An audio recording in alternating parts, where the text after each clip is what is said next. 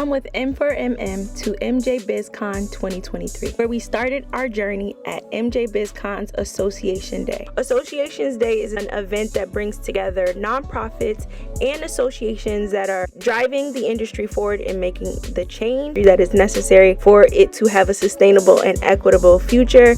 And of course, M4MM was in the building representing. If you don't know, M4MM, short for Minorities for Medical Marijuana, is a nonprofit, and we are committed to cultivating a culturally inclusive environment where diversity of thought, experience, and opportunities are valued, respected, appreciated, and celebrated. We have 11 national programs created with the aim of enhancing and broadening economic prospects for communities of color and promoting diversity within the cannabis supply chain.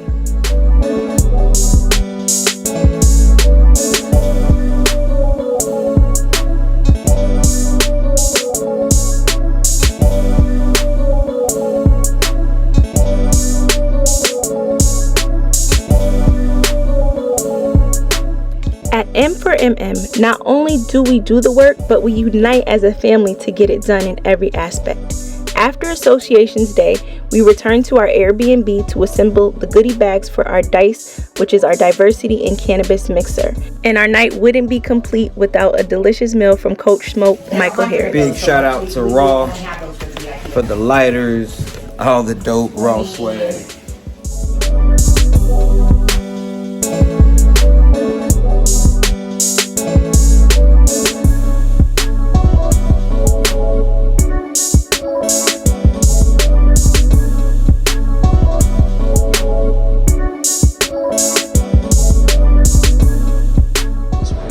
Some examples of this relationship and the good work that you've done, and we've been fortunate to support. Yes, sure.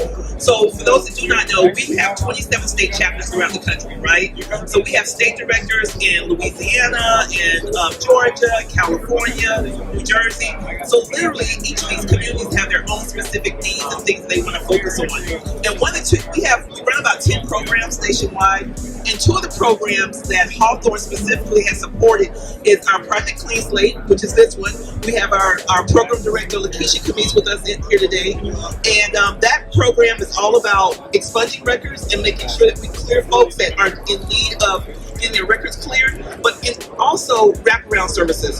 So imagine this, you get your record cleared, but you still got a driver's license issue, you still don't have housing, you don't have a resume, you still have just some things that you need worked out, right? Well, it's not just about clearing your record and releasing you, it's about clearing your record and staying connected and providing resources to make you, and to inspire you and to make you feel better and to do better. And then our second program that I'm very thankful for is called Safe Access. Safe Access is a program that's focused on low income and veterans, whereas if they can't afford their medical card, remember it's about $150 to $250 for that first physician visit. 9 times out of 10, those individuals can't afford that first connection. So what we do is we create space where we have a physician come to our location. We do it in the community, and literally we pay the physician for every single patient he sees that day. They walk away so jazzed and so excited about having their card. They didn't have to pay anything out of pocket, and now they can go to a dispensary, have their medical card, and be able to get their medicine. It's truly a powerful program. We've served over 800 people this year alone. And so thank you so much for that, Tom. I appreciate it. My son has sickle cell anemia, and I lost my mom to breast cancer in 2005. And for me, when I created M4MM, it was really with the focus of creating a connection to minority communities from a healthcare perspective about the use of cannabis. Not about getting high. I mean, if you want to, that's great. But there is power in this plan, right? And what the reason why, and our North Star for all of us in this industry, is the power of this plan. And my son, who at the time was 17 years old, having sickle cell anemia is a genetic disease that's in predominantly the African American community, and I wanted him to have access to this plan without thinking about incarceration, about getting arrested, without feeling like I gotta hide it. I wanted to create this space for us. So our organization focuses on social justice, expungement, clearing records. We focus on social equity, health equity, and public policy. And I've had the esteemed privilege of being connected to Tom, to Hawthorne. You set very intentional of who you want to partner with and the work we want to do. And communities need you guys. And I'm so happy about the connection and the good work we've done together.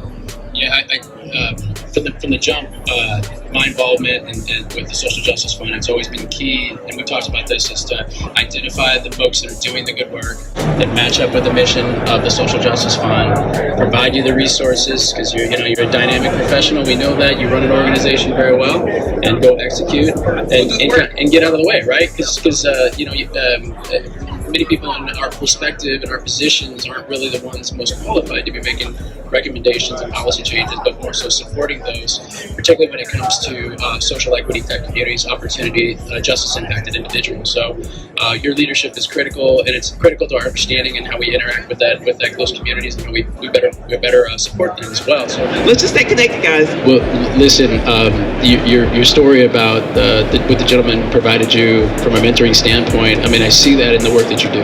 I see that in our relationship too. You are about a limitless amount of energy. I don't get it.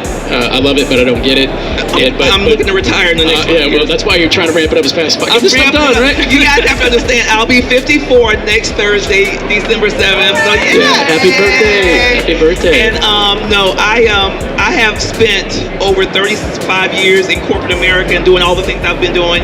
And yeah, I do see myself as a pioneer, but also I want to sunset, and I want to be able to pass the baton.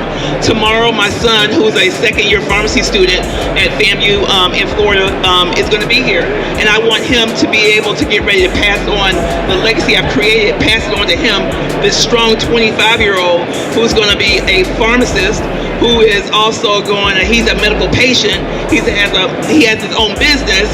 So it's time we got to work hard, but get ready to pass the baton to the next generation. And I can't wait. I gotta meet that young man. I gotta see what another McCarthy's like. Listen, he ain't nothing to joke around with, man. He is his mother's child, and he already knows the expectation I have of my children.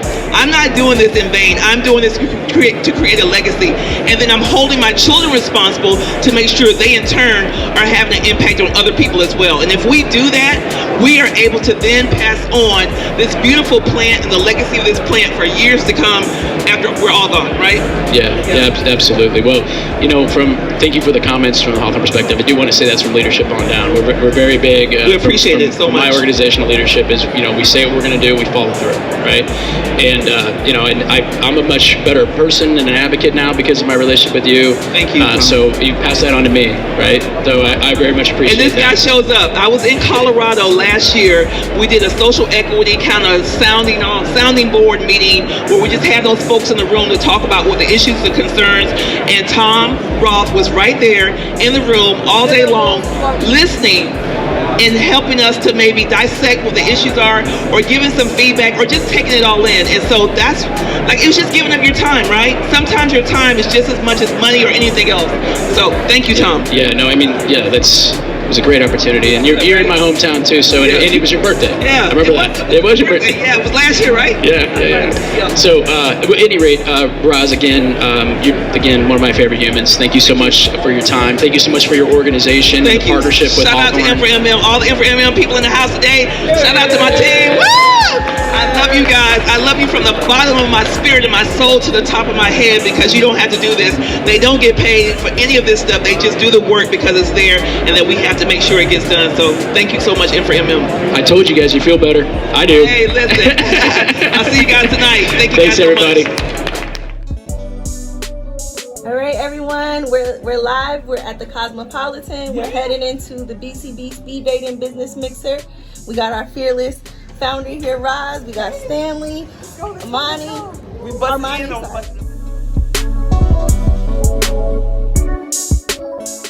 We stopped by the BCB Mastermind Speed Dating Business Mixer. It was an amazing event, and it allowed all the participants to essentially date their business. So you came, we spoke about our businesses, and we made connections and became resources for one another, and it was just a great vibe.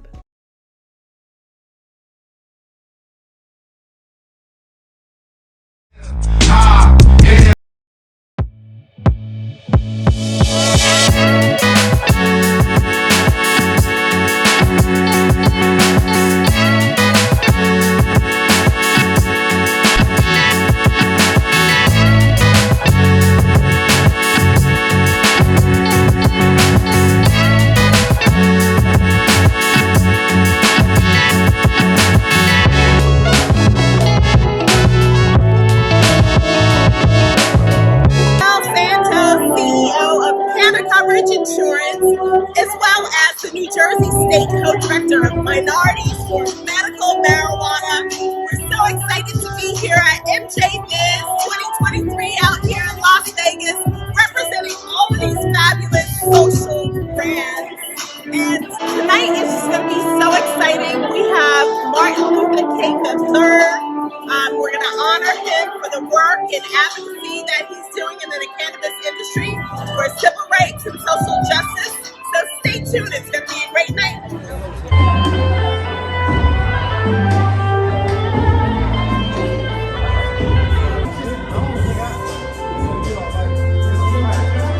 Florida, and they brought them to Atlanta to have a think tank and to work together. I knew then that that vibe helped me find my tribe, because I was surrounded by people that looked like me, that thought like me, that walked like me, and I got a little southern swing, so some of them even talk like me. And I realized that Ms. Roz McCarthy built something that we'll be able to stand on forever. And with Minorities in Medical Marijuana, we have a list of programs that these sponsors help us facilitate. Your support helps us facilitate the work that we do. We are nothing without you, and this organization could not be anything without Ms. Roz McCarthy. Thank you. Listen, I'm so excited. I got people from all over the place here, and I'm just so excited. Before we go any further, I do want to have one other gentleman here that I want to introduce you guys to. This is a young man. The reason why we do what we do is because of young men like this gentleman who's making progress and making an impact and is about to take this industry by storm. If I can give you just 2 minutes, please, Antoine, introduce yourself and tell them who you are and who they gotta get ready for that's coming into this industry like a man, like fire. So please, Antoine. Thank you, Roz. Appreciate you all being here today. Hope you all have a good time. My name is Antoine Mordican. I'm the CEO of Native Black Cultivation, which we're Expiring Medical Cannabis Cultivator. Expiring to be one of the first black-owned medical cannabis cultivators in the state of Alabama. I also serve in the roles as the Alabama State Director for Minorities for Medical Marijuana. Now let me tell y'all how important Minorities for Medical Marijuana is to me and how pivotal it's been in my new career progression. I joined Minorities for Medical Marijuana back in 2019 before Alabama had anything that they was thinking about medical cannabis related. We already had the hemp program out in the state of Alabama, and I wanted to make sure I connected with individuals that looked like myself, that uplifted and empowered us to be able to move through this space. So when I connected with Minorities for Medical Marijuana in 2019, I was able to get connected in the industry and connect with more like-minded individuals like Stanley himself, who also served as a role model when I was just coming up, just kind of looking into the space on how I wanted to be able to create an opportunity and lane for myself. However, when I joined Minorities for Medical Marijuana, I was able to connect with individuals like myself in the space of my aspirations of being a CEO and an ownership to be able to create true equity in an emerging and growing market.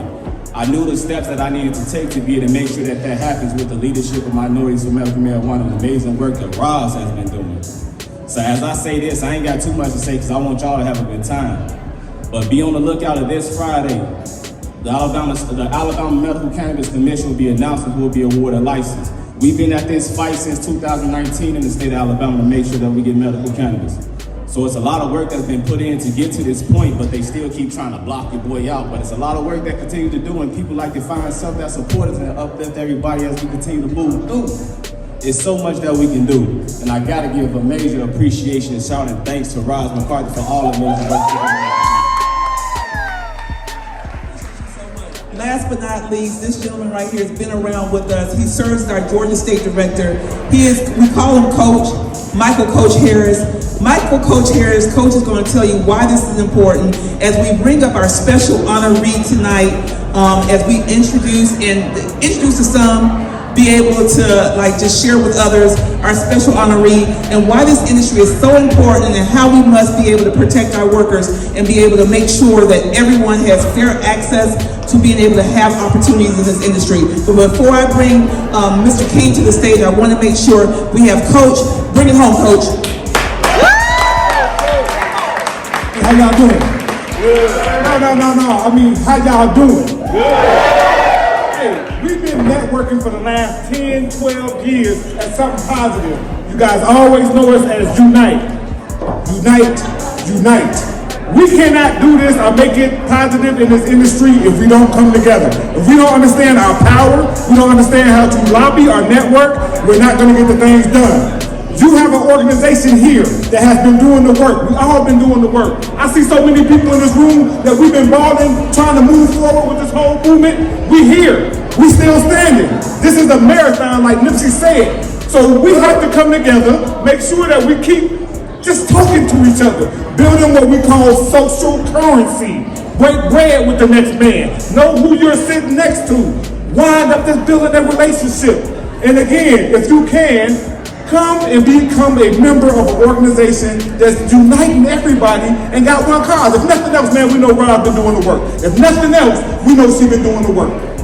And what I mean by that, she knows everybody else who's been doing the work. We have to create our network so we know our worth, and they know our worth. Because when it comes down to it, it's gonna come back down to culture. And our culture is what moves this industry. So let's understand our power, embrace it, and we are consumers. So let's be the best damn consumers, consuming with our individuals that we know to make this industry better. So again, my name is Coach Harris, Georgia Hip Association. And HIP means to elevate, helping elevate my people. Thank y'all very much. Together, talking about the industry, talking about the support that unions provide to cannabis workers, talking about fair wages, talking about the things that we have to do to make sure that people that look like us that are working in this industry are supported and protected. He took time out of his busy schedule to come tonight and just say a few words about using his influence, his advocacy to support the employees in this industry. Without further ado, please join me in clapping it up for Mr. Martin Luther King III.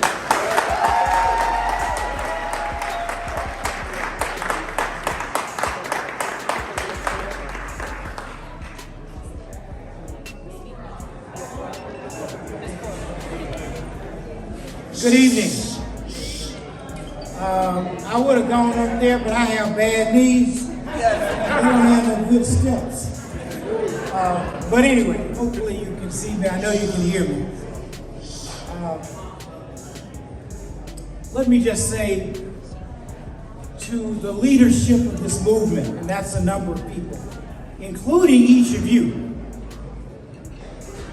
Initially, I want to say congratulations. But what we know is the journey of 1,000 miles begins with the first steps. And this, as an industry, the cannabis industry, is going to be huge. It's already large, but it's going to be huge. And historically, when new industry is created, the black and brown community, and even poor communities, are left out, or at least don't get engaged until later on. In a real sense, it's a ground floor opportunity, and it's extraordinarily broad. While I don't purport to know all the nuances, there are a lot of folks here who do. And what I do know is that every movement that my family has been involved in, it started with just a few human beings. Oftentimes, after engagement, certainly the modern civil rights movement that my father was one of the leaders of, and later on my mother, for another 30, 40 years after my father was killed. But it started with just a few good people. And what I hope is that we as a community, we as a nation, more than anything else right now, we've got to figure out how do we engage in a civil fashion. We as a nation are at each other's necks in such a negative way. We as a world community are at each other's necks. And humankind and the human spirit is extraordinarily powerful. And when one or two are gathered, 3 or 4, 5 or 6, 7 or more, great things will happen. And so I have honor, let me thank Marvin Bing, there's so many UFCW and a number of others for inviting me to be a part of, this is a journey, by the way. Every last one of you could have been somewhere else right now. But you chose to be here. And now we have to take this opportunity of coming together and maximize it, put it on steroids in a sense, so that we can all achieve the dreams that we have.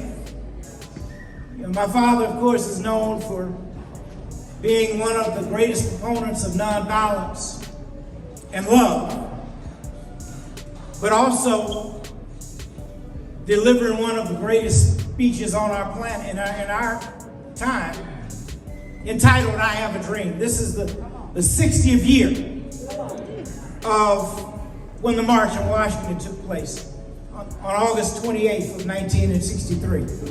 60 years later, that dream has still not come true.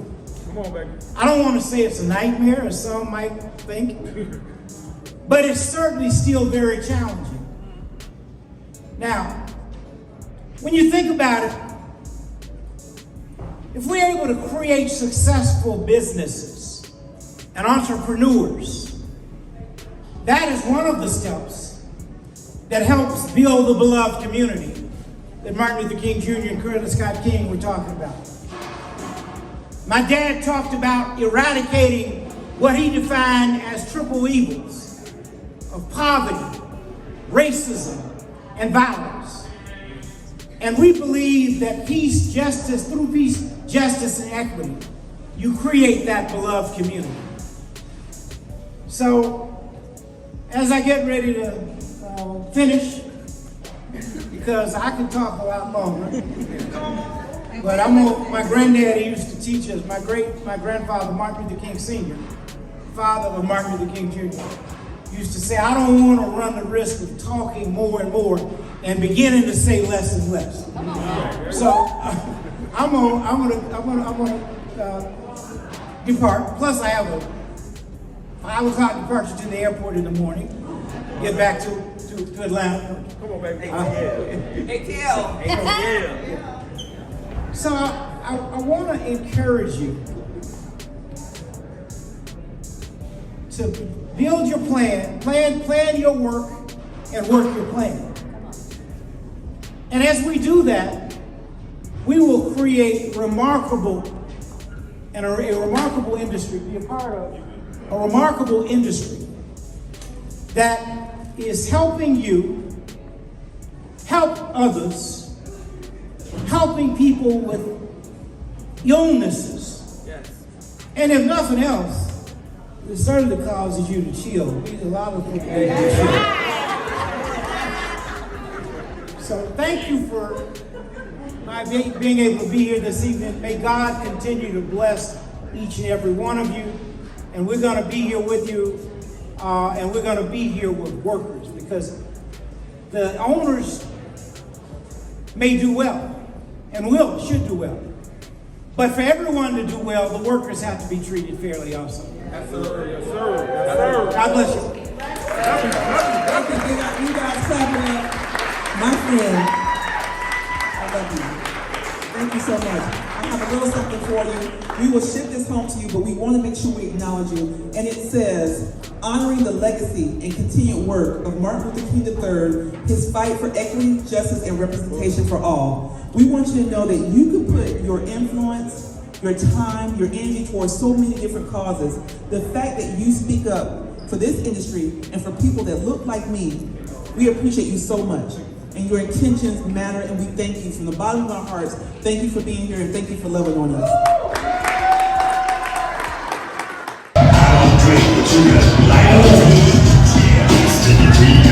Yeah, come on, keep it going, let's go. You are rocking with the backbone of the microphone. And Chief Rocker, Busy Bee. Let me do this right here. Now this song right here, right? it's based on people talking behind your back and smile in your face. So understand what I'm saying. I want y'all to listen. Listen to the lyrics, to the song, as the hook goes on. Hey, so now I'm gonna explain this for y'all. This for all the motherfuckers that talk behind your back and smile in your face. Right? Here we go. Check out from the South Bronx. I learned how to survive. I'm the only dude that made it out the hive. And cats say they get busy, but their names don't ring bells, not on your mind. But now they wanna treat me like a bastard child. I roll with my dog, cause cats is wild. And now I can tell who's real and who's fake when the handshake don't match the smile. You see, the game forgot me, but that's why the game is sloppy. They got all these yes men, if you're real niggas or the cocky. So now it's cool to snitch. So you better watch who you with. The game is the same, but the players don't change. They lost the code, the rules don't switch. But they walk around with a heart. Listen to it. Smiling in your head. But if they can't eat with you, they want to hold place. Listen to it. They want to start eating before they say grace. Listen to it, listen to it. Hey, ain't nobody smiling here. Where I'm from, a smile is real. But busy getting out of the struggle. Cause all I ever seen was frowns and tears. So homie, don't watch they smiles. These days you gotta watch their eyes. Because the eyes will tell you everything smiling is trying to hide. Hey, I ain't saying nothing, I don't know. Whole lot of bullshit, I don't know. That's why certain people, and I don't sing in places I don't know. Hey, cause ain't nobody safe. When your circle of love surrounded by hate, the same people showing you love is talking behind your back with a big smile on their face. They walk around with a heart full of hate. And if they can't eat with you, they want your whole place. Hey, they want to start eating before they say grace. Listen to me. I am the backbone of the microphone. Chief Rocker, busy motherfucking people. What you smoking on, Vegas? What you smoking on? Hey, real, tell them what we smoking on. We got that good shit. We smoking that good shit. Tell them, hey. Come on. What you smoking on? Tell them what we doing, what? Hey, yo, real, break it down. Smoking on exclusive, always got that new shit, that good shit, that got the whole hood lit. That Fuego, what is it we smoking on? AGN sour Kool-Aid to the dome. Blown, we got this game shown up. Everybody gabbing, but we still like to roll up. We show up, we show out. I pull it down. I wear the crown for the motherfucking Motown. Always at the best, you can put it to the test. Nothing but exotics that feel on my chest. Stay fresh, fitted, in all one clothing. Higher than that dude and feeling lonely. Soaking up sun rays with my females. When October comes, that's when we sell. Hit her with that East Coast price of retail. Then do it all over again, you know we will.